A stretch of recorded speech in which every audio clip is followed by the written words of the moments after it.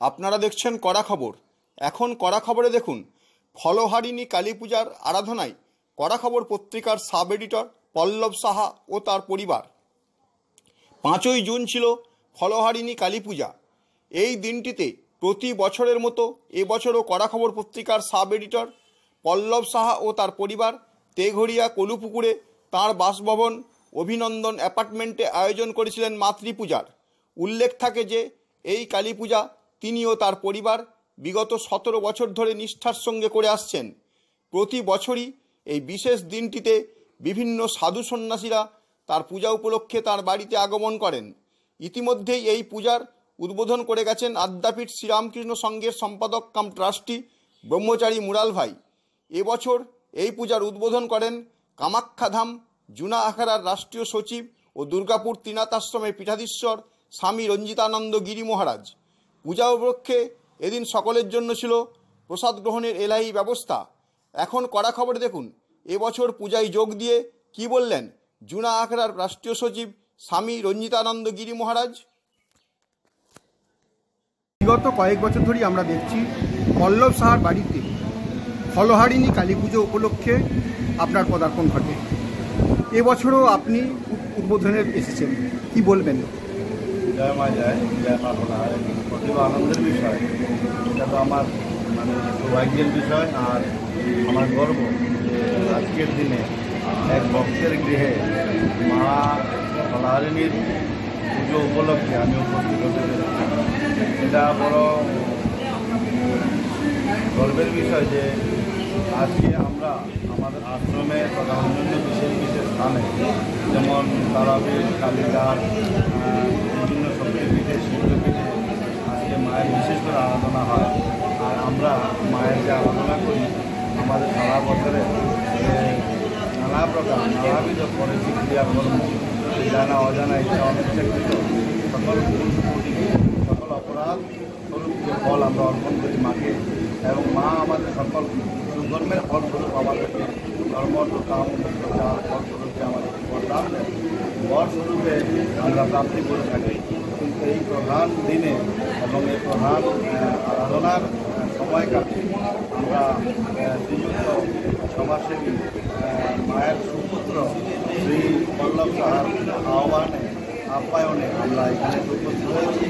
আমার নিজের আশ্রমের এবং নিজের আরও জায়গায় আরাধনা এবং পুজো ছেড়ে এটা মায়েরই বিশেষ করুণা।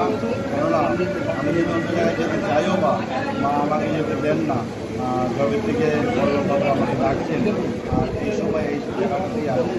আমার মনেও ছিল না যে এখানে আজকে আসতে হবে। ঠিক গত 2 দিন পূর্বেই পল্লববাবু আবার ফোন করে বলেন না আপনাকে আসতেই হবে।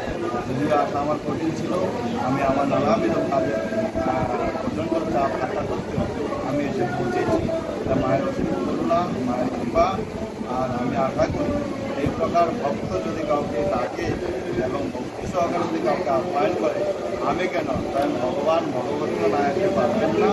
তাই পল্লববাবুর ভক্তির যুগ এবং শ্রদ্ধার বিশ্বাসের ভালোবাসার যেটা আমাকে টেনে নিয়ে এসছে, এইভাবেই যেন মা নিজেও এসে বিরাজমান হন এবং পল্লববাবুর সঙ্গে সঙ্গে আমরা সপরিবারকে এবং এই কালপুকুর নিবাসী সকল এলাকাবাসীকে যেন মা বরদান দেন, বর দেন, ফলহারিণী ফলস্বরূপ কৃপা করেন, যেন সবার মনস্কামনা পূর্ণ হয়, সবার মঙ্গল হয়, এই মনে কামনা।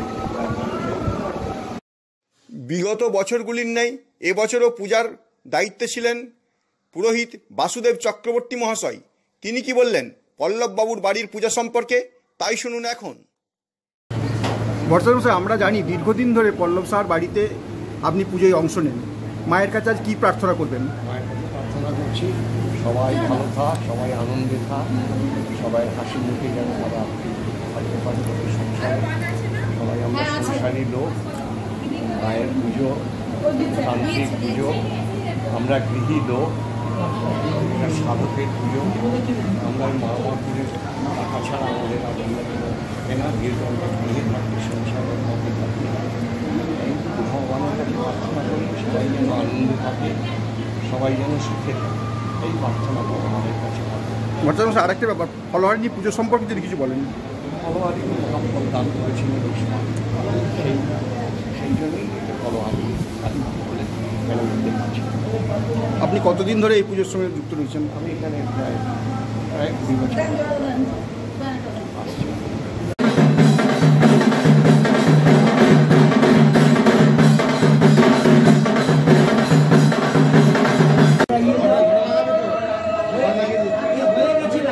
হয়ে গেছে